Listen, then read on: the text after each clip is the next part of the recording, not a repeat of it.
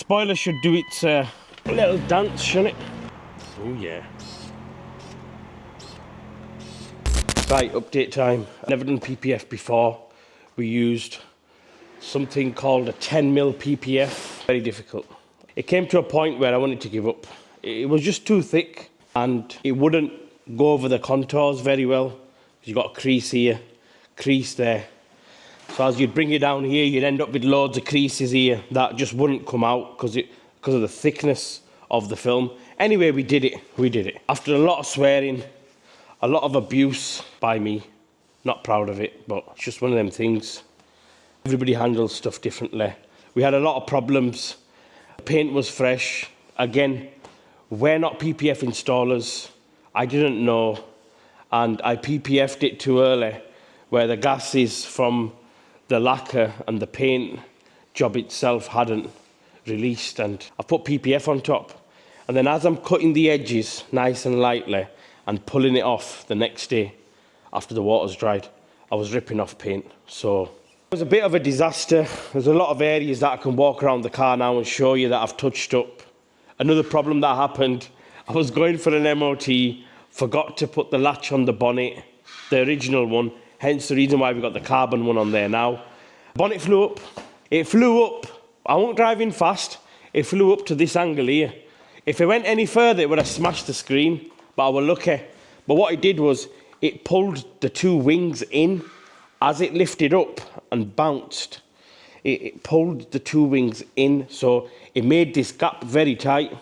So I loosened both front fenders, front wings, pulled them out, realigned the bonnet just wouldn't shut. So I remember the carbon bonnet that I had on before and the fact that I hated it because it had massive panel gaps.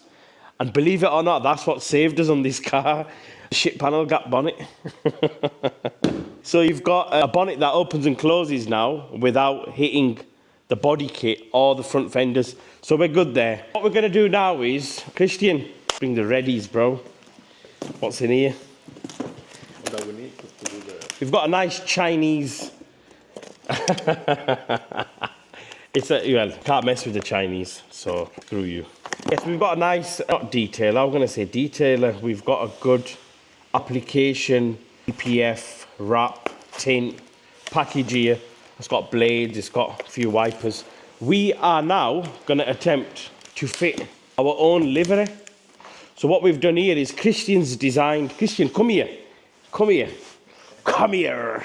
So Christian here has designed a livery for the car. I didn't want any over-the-top graphics. I just wanted more of an informative design where you know who we are, where to go, social media handles, etc. And a bit of a twist. Growing up, I loved the R32 Calsonic GTR. And when I was building this car, not so much design cue, I wanted to make it look like the R32 Godzilla, the original car that dominated Bathurst back in my time. So I'm doing a similar livery in terms of colours, but I can't use Calsonic because of copyright, and I don't want anybody knocking on my door because I've had that before. So you've designed our own livery, but we've used the Calsonic livery colours, and we've added some changes to it, so it makes it more ours than theirs.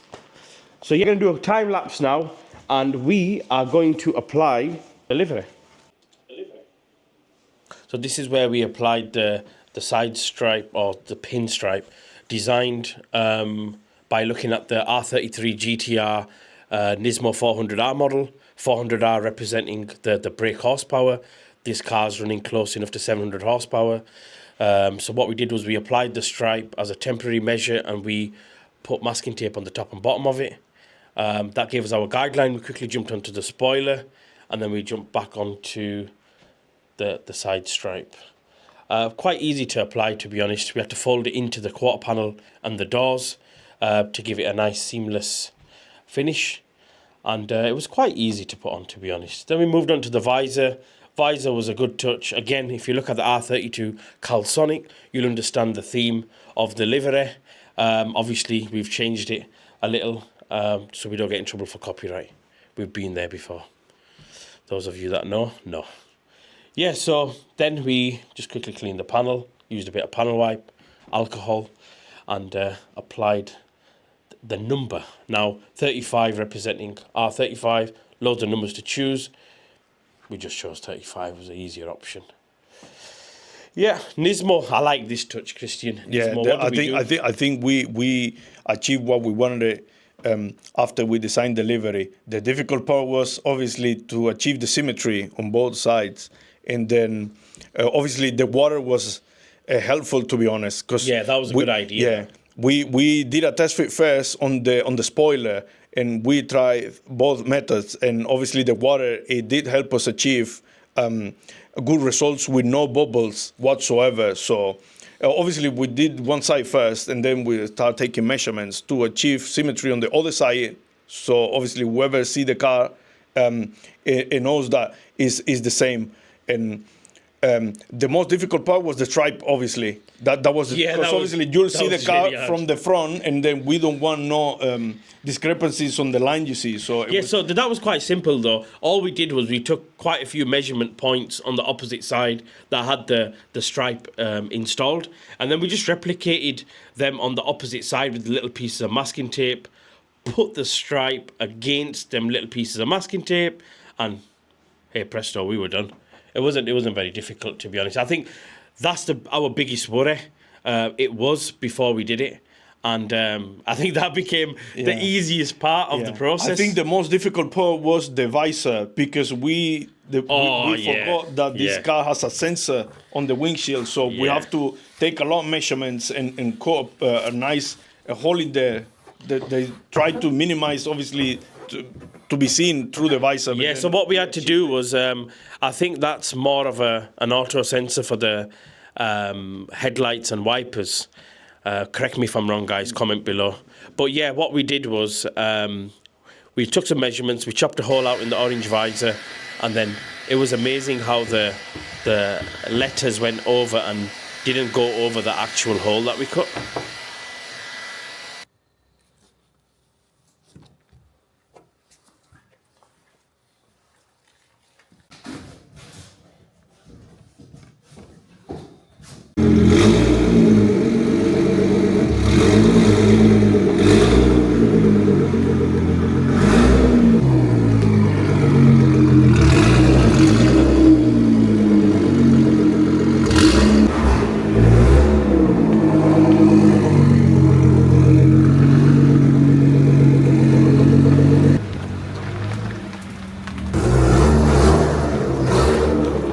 Bad for a day's graft, was it?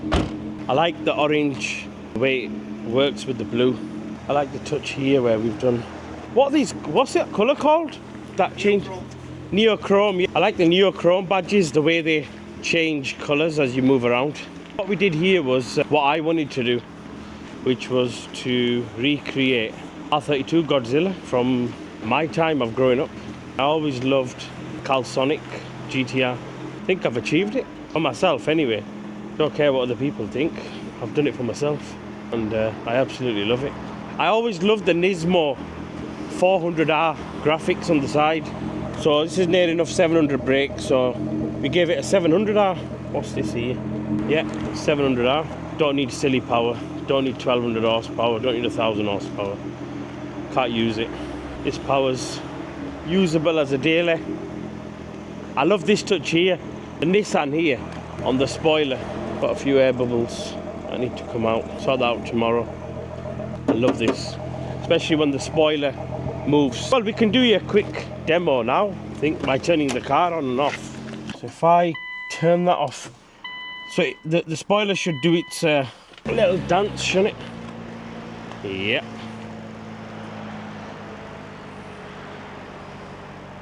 What do you think of that? Oh yeah. Aero Motions, amazing spoiler. Be coming off soon, so it'll be for sale. Back's okay. K looks a bit bent to me. I'll have to redo that.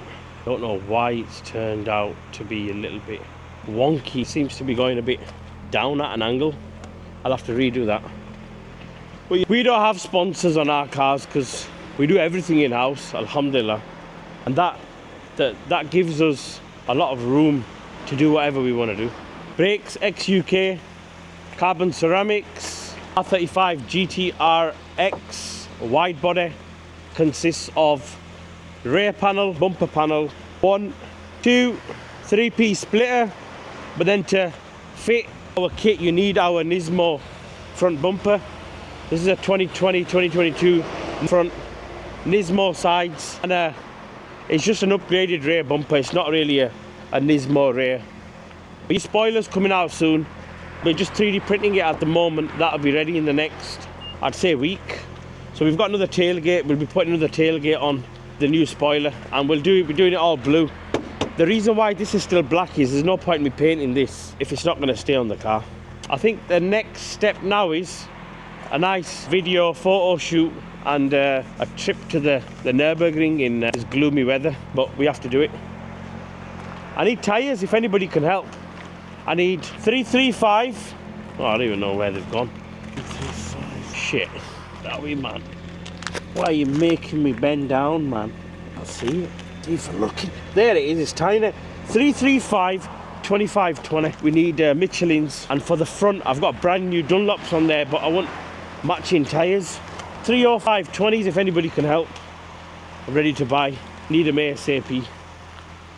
But yeah, see you on the next one.